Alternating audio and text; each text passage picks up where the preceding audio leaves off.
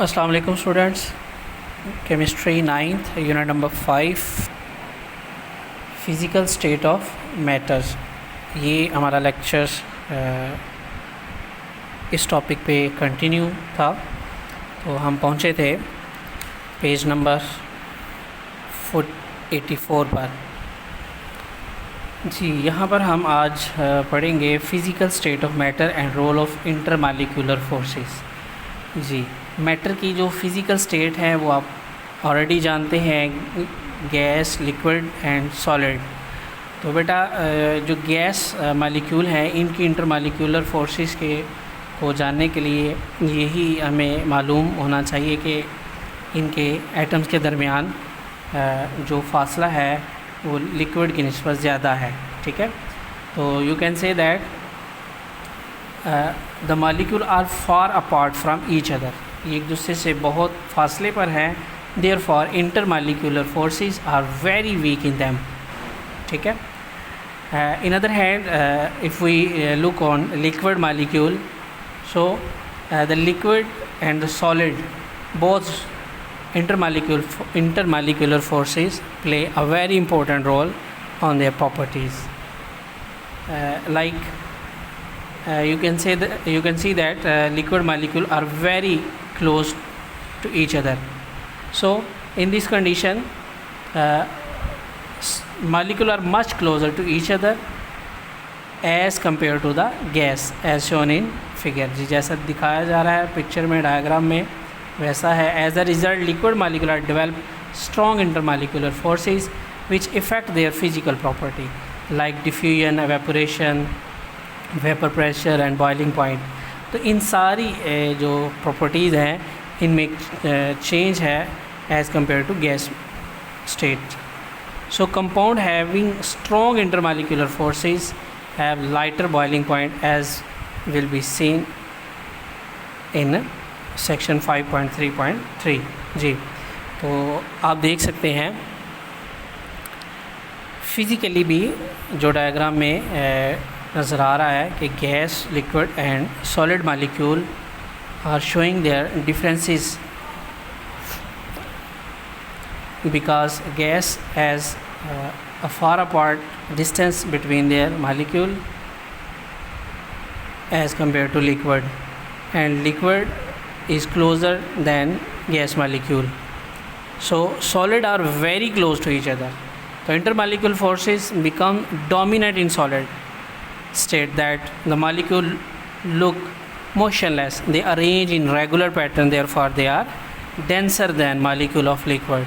जी, तो जो solid state है इसमें एटम्स जो है वो बहुत ही करीब एक दूसरे के साथ एक ख़ास पैटर्न में अरेंज होते हैं, जिसकी वजह से इनकी इंटरमालिक्यूलर फोर्सेस जो है वो डोमिनेंट होती है as compare to liquid, and liquid intermolecular forces dominate as compare to gas. ठीक है जी, तो ये वो हमारा physical state of matter and role of intermolecular forces जिस पर अभी बात की गई। अब हम लिक्विड स्टेट के बारे में बात करेंगे और लिक्विड स्टेट की जो टिपिकल प्रॉपर्टीज़ हैं उन पर बात करेंगे। टिपिकल प्रॉपर्टीज़ में एवेपोरेशन हम पढ़ेंगे, वेपर प्रेशर पढ़ेंगे और बॉइलिंग पॉइंट, ये तीन चीज़ें जो है वो डिस्कस की जाएंगी। जी, तो फर्स्ट वन शुरू करते हैं। Liquid state have a definite volume but their shape is not definite. ये बात क्लियर है कि लिक्विड जो है उनका वॉल्यूम तो डेफिनेट होता है लेकिन उनकी शेप डेफिनेट नहीं होती। उसे जिस भी चीज़ में आप उंडेलेंगे वो उसी की ही शेप इख्तियार कर लेगा पानी। ठीक है, so as liquid attain shape of the container in which it is put, जिसमें भी इसे डालेंगे वो वैसा हो जाएगा। Few typical property of the liquid are discuss here. तो first one is that evaporation भाप बनकर पानी का या लिक्विड का फ़िज़ा में जाना। ठीक है, इसे एवेपोरेशन बोलते हैं। तो the process of changing of liquid into gas, वो तरीक़ाकार जिसमें लिक्विड जो है वो गैस में बदल जाता है, इस कॉल्ड एवेपोरेशन, इसको हम एवेपोरेशन कहते हैं। It is reverse to condensation in which a gas change into liquid. Evaporation is an endothermic process, heat is absorbed, such as when one molecule of water is in liquid state is converted into vapor pressure, it require 40.7 kilo joule of energy. जी, तो इसे आप कह सकते हैं कि जब पानी का एक मालिक्यूल जो है उसे गैस में बदलना हो तो हमें चाहिए होता है 40.7 किलो जॉल एनर्जी।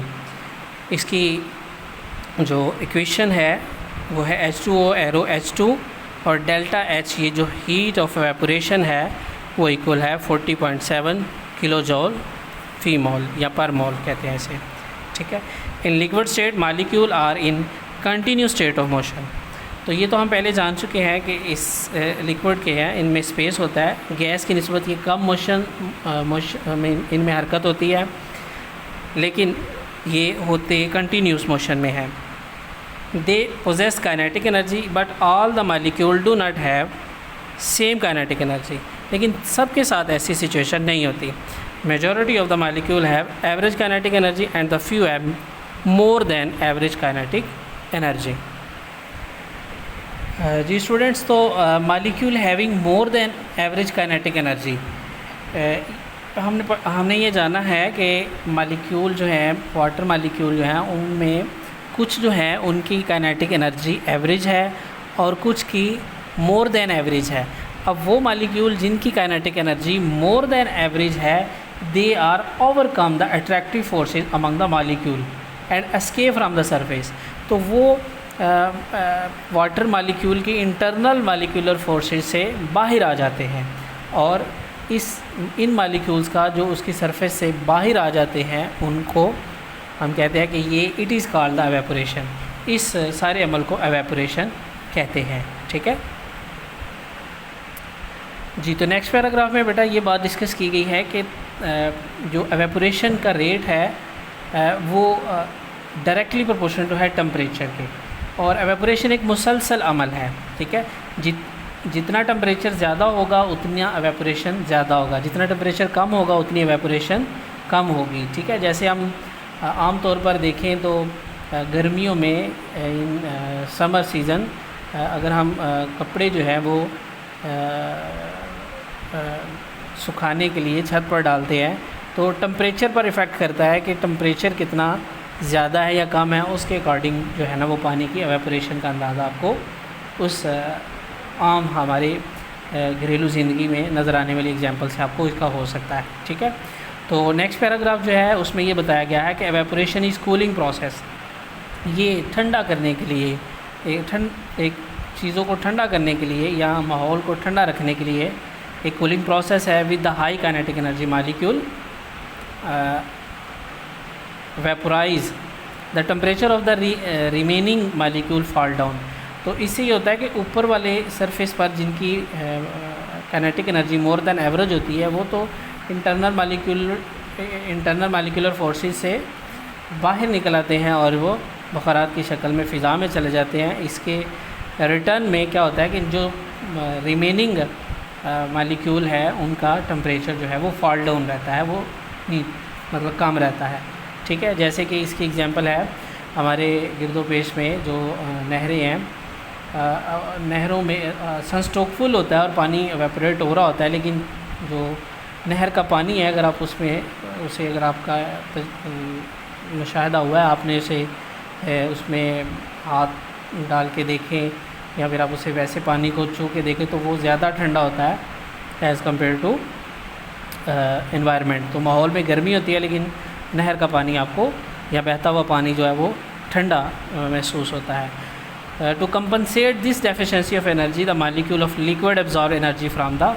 सराउंडिंग, ठीक है। As a result temperature of the surrounding decrease and we feel cooling, ठीक है। तो इससे हमें ठंडक का एहसास होता है। For example when we put a drop of alcohol on palm the alcohol evaporates and we feel cooling effect. जी, तो आजकल कोरोना सिचुएशन के पेश नज़र जो है वो सैनिटाइज़र इस्तेमाल किया जा रहा है। तो सैनिटाइज़र में अल्कोहल होता है, तो जैसे ही आप अल्कोहल को सैनिटाइज़र को अपने हाथ में डालते हैं तो अल्कोहल जो है वो एवेपोरेट हो जाता है आपके हाथों पे मसलने के दौरान और आपको उससे ठंड का एहसास होता है। जी, तो इसके बाद बेटा कुछ फैक्टर्स हैं। Evaporation depend on the following factors. First factor तो हम टेम्परेचर का इसी में पढ़ चुके हैं, जितना टेम्परेचर ज़्यादा होगा उतनी एवेपोरेशन ज़्यादा होगी। लेकिन इसके अलावा भी कुछ फैक्टर्स हैं जो इस पर इफ़ेक्ट करते हैं।